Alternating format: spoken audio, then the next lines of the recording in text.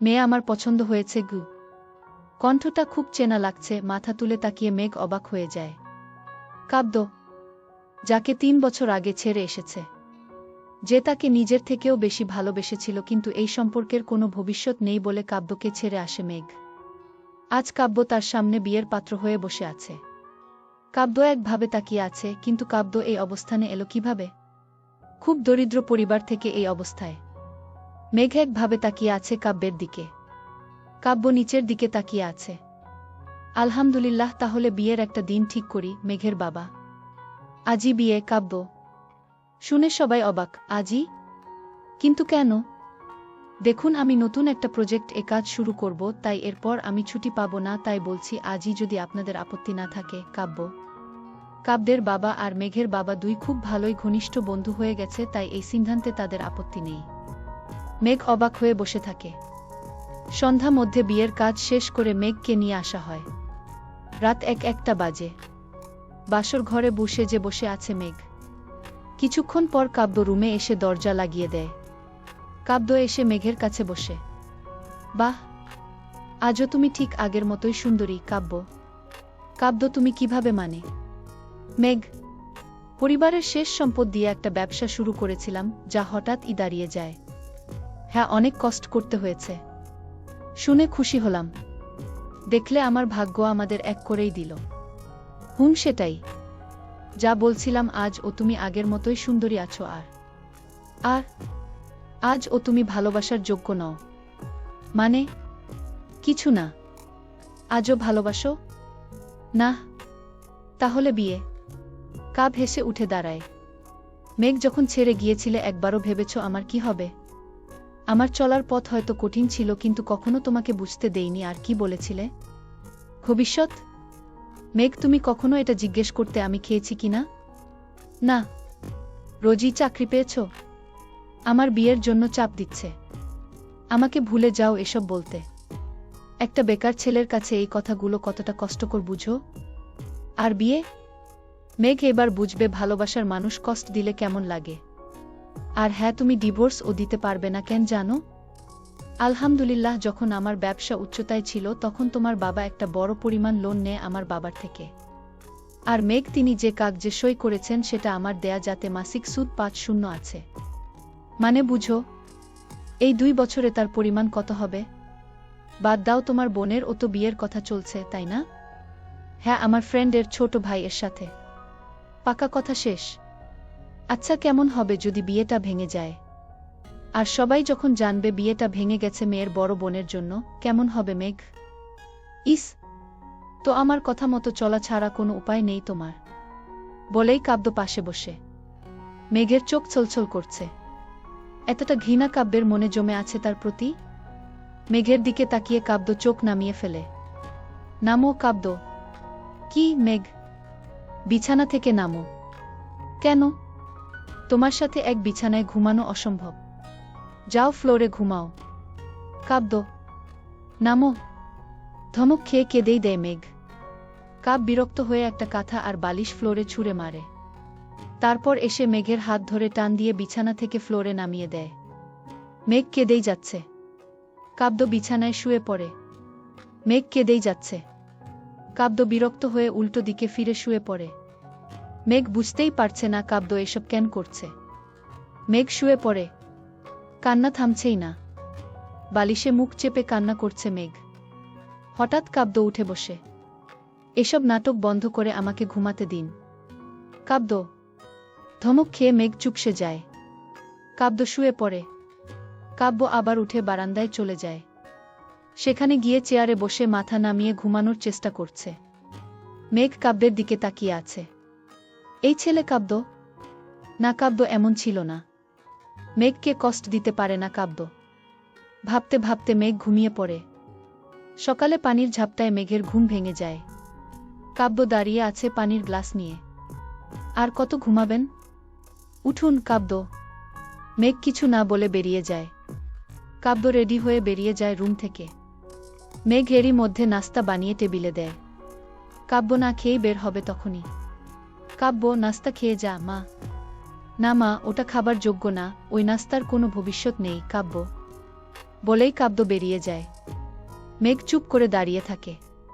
তার মনে হচ্ছে সারা জীবন এই অত্যাচার সহ্য করেই থাকতে হবে। কিন্তু কাব্য কি শুধু প্রতিশোধ এর জন্যই তাকে বিয়ে করেছে? রান্নার দিকে তাকিয়ে আনমনা হয়ে দাঁড়িয়ে আছে মেঘ, অপলক দৃষ্টি যেন খুঁজে যাচ্ছে তার লক্ষ্যবস্তু। চোখ ছলছল করছে এখনো, তবে তা চাপা দিয়ে আছে মেঘ। হঠাৎ কাঁধে কারো হাত পড়তেই আটকে উঠে মেঘ। ঘুরে তাকিয়ে দেখে কাব্যের মা দাঁড়িয়ে আছে। জিমা, কিছু লাগবে? মেঘ, তুমি ঠিক আছো মা? মা, হ্যাঁ মা, কেন? কিছু হয়েছে? না মা, আসলে মায়ের জন্য মন খারাপ করছে। এই তো মা, পেছন থেকে বলে উঠে মেঘের মা। মাকে দেখেই মেঘ ছুটে গিয়ে জড়িয়ে ধরে। মেয়েকে কাছে পেয়ে মাও শক্ত করে জড়িয়ে ধরে। মেঘের খুব কাঁদতে ইচ্ছে করছিল, এখন আর নিজেকে ধরে রাখতে পারল না। মাকে জড়িয়ে ধরেই কেঁদে উঠে মেঘ। মেঘের কান্না দেখে মা অবাক হয়ে যায়। মেঘ তো এত সহজে কাঁদে না। মেঘকে শান্ত করে রুমে নিয়ে যায় তিনি। কিরে, তুই আজ এমন ভাবে কাঁদছিস কেন? মেঘের মা। না মা, তোমাদের কথা মনে পড়ছিল তাই আর কি। একদিনেই? না মানে? সবকিছু ঠিক আছে তো মেঘ? হ্যাঁ মা। মা আর কিছু বলার আগেই রান্নার ছলে বেরিয়ে যায় মেঘ। ওইদিকে অফিসে কাব্য চুপচাপ কাজ করছে, হঠাৎ রুমে কলিগ আসে। কাব্য, এই কাজটা করে দিও তো। কলিগ: আচ্ছা কাব্য। কাব্য, তোমার ব্যবসা আছে, তাও এখানে? ব্যবসা হচ্ছে পরিবারের জন্য, আর জবটা আমার জন্য। আমার নিজেরও কিছু স্বপ্ন আছে। তা বিয়ের পরই অফিসে? That's none of your business. Of cool. Colleague চলে যায়। কাব্য আবার কাজে মন দেয়। বিকেলে কাজ শেষ করে কাব্য বের হয়। বাইকে উঠেই খেয়াল করে রাস্তার ওই পাশে একটা ফুলের দোকান। কাব্য বাইক থেকে নেমে দোকানটার সামনে দাঁড়ায়। রজনীগন্ধার একটা গুচ্ছ কিনে নেয়। বাইকের কাছে গিয়েই থমকে দাঁড়ায় কাব্য। ফুল? কার জন্য? ওই মেয়ের জন্য? এত সহজে? না, আগে নিজের কাজের ফল ভোগ করবে। ফুলের গুচ্ছটা ফেলে দেয় রাস্তায়, তারপর বাইকে উঠে ছুটে যায় কাব্য। দরজায় নক দিতেই দরজা খোলে মেঘ, হাসি মুখে। এসে পড়েছেন? আজ দিন কেমন ছিল মেঘ? হোয়াট? কাব্য: আচ্ছা রুমে চলো, ফ্রেশ হবে, তারপর দ্রুত বের হয়ে আসো, আম্মু আব্বু এসেছেন। অহ, এই জন্য এই নাটক? কাব্য কিছুক্ষণ পর চুপ থেকে তারপর রুমে চলে যায়। ফ্রেশ হয়ে এসে দেখে মেঘ একটা পাঞ্জাবি হাতে নিয়ে দাঁড়িয়ে আছে। নিন, এটা পরে নিন মেঘ। কি নাটক? কাব্য খেয়াল করে দরজা খোলা। কাব্য গিয়ে দরজা আটকে দেয় আর মেঘের হাত ধরে টান দিয়ে বারান্দায় নিয়ে যায়। কি নাটক শুরু করলে এসব? কাব্য, দেখো আব্বু আম্মু আসছে, আর আমি চাই না তোমার আমার ব্যাপারটা উনারা জানুক। উনাদের কষ্ট দিতে চাই না। সেটা আমার জানার ব্যাপার না। এই অনুরোধটা রাখো। ঠিক আছে।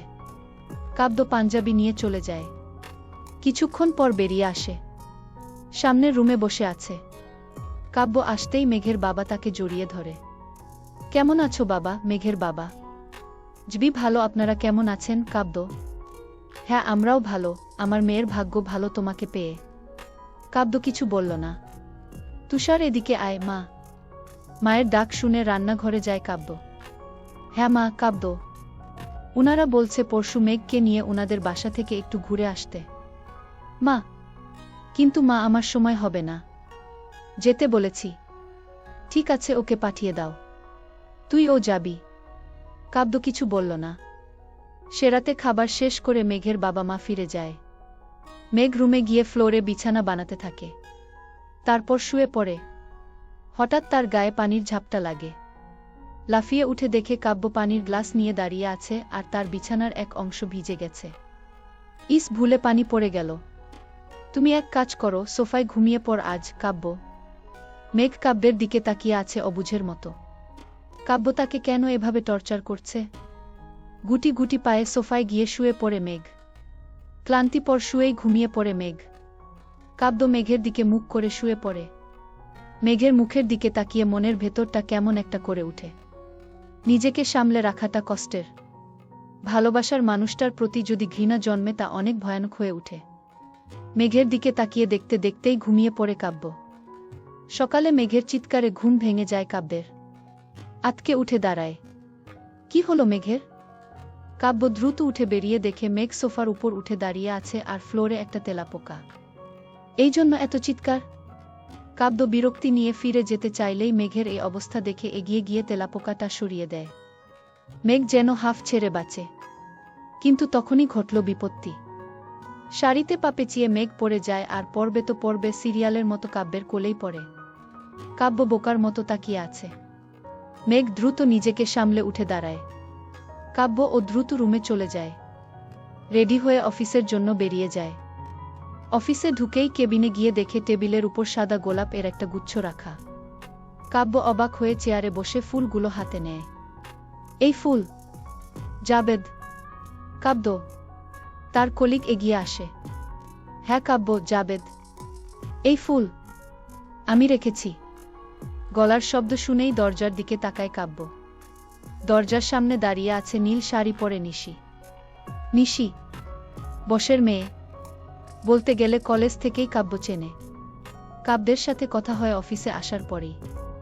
অল্প সময়েই কাব্যকে ভালোবেসে ফেলে। সব কাজে সাহায্য করে। কাব্যের হঠাৎ বিয়ের কথা শুনে অনেক কেঁদেছিল, কিন্তু জাবেদের থেকে জানতে পারে কাব্যের তার বউয়ের প্রতি কোনো আগ্রহ নেই। আর হয়তো খুব জলদি ডিভোর্সও হয়ে যাবে। নিশি তুমি? কাব্য। হুম, কেন দিতে পারি না নিশি। পারো। জাবেদ একটু বাইরে যাবে? হ্যাঁ জাবেদ। জাবেদ চলে যায়। কাব্য আমি জানি বিয়েটা তুমি ইচ্ছায় করনি। ব্যাপার না, সব ঠিক হয়ে যাবে, কাব্যের হাতে হাত রেখে বলে নিশি। কাব্য উত্তর না দিয়ে কাজে মন দেয়। এইদিকে বাসায় বিছানা গোছানোর সময় কাব্যের ডায়েরিটা খুঁজে পায় মেঘ। হাতে নেয় সেটা।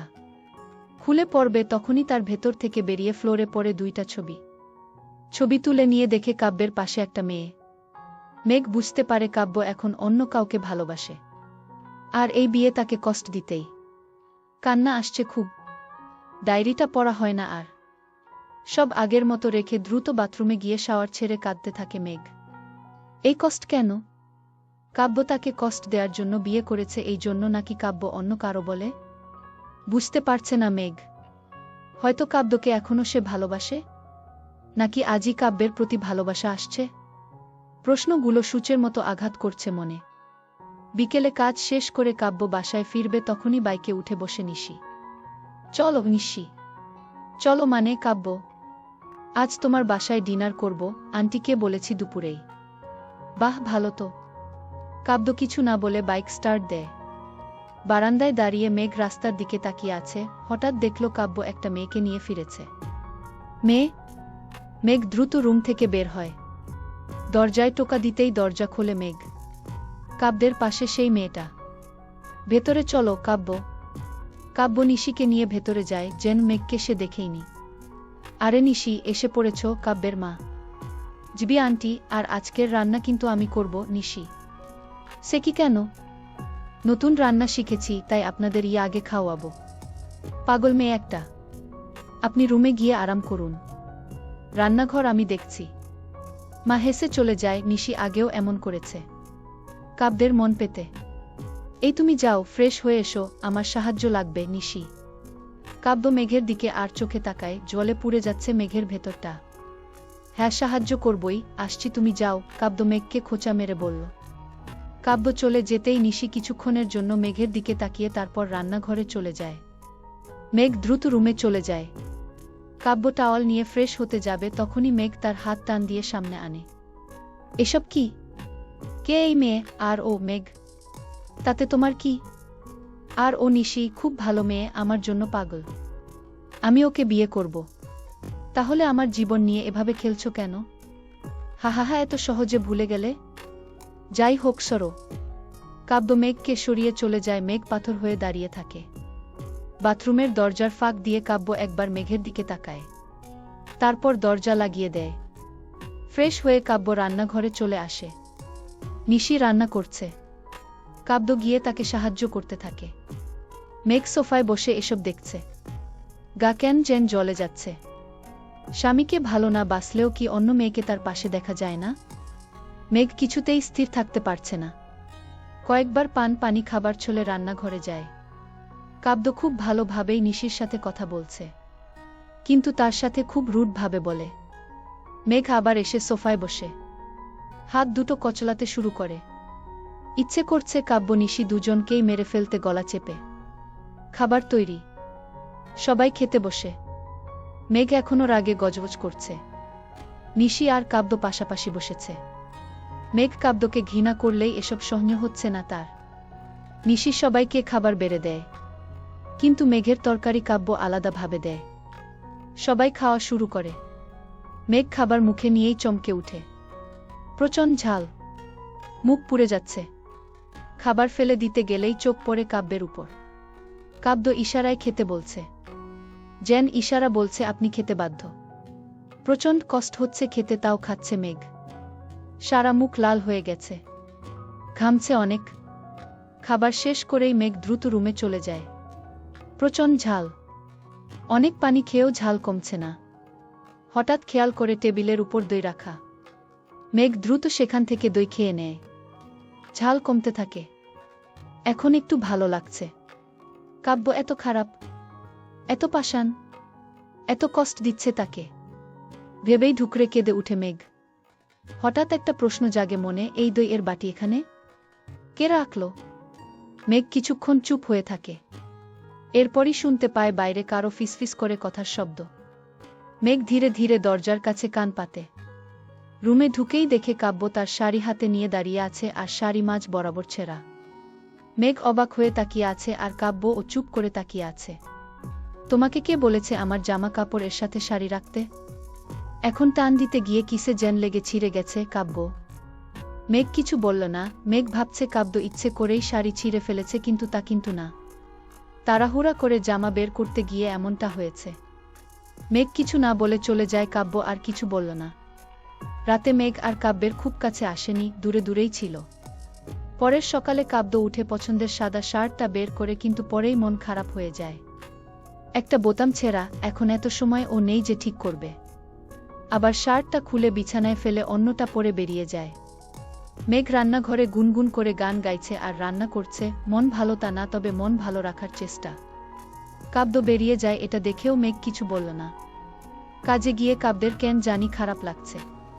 কাল শাড়িটা ছেঁড়ার পর মেঘ কেমন যেন চুপ করেছিল। ধুর, তাতে কাব্যের কি? সে তো এটাই চায় মেঘ কষ্ট পাক। কিন্তু বিকেলে কাজ শেষ করে কাব্য বাইক নিয়ে বেরিয়ে যায়। কিন্তু কিছুটা যেতেই দেখো সামনে নিশি দাঁড়িয়ে আছে। বাইক থামায় কাব্য। নিশি, তুমি ফ্রি আছো? কাব্য: হ্যাঁ, কেন? নিশি: বাইকে ওঠো। নিশি কিছু না বলে উঠে বসে। কাব্য বাইক টেনে শপিং মলে চলে যায়। শাড়ির দোকানে ঢুকতেই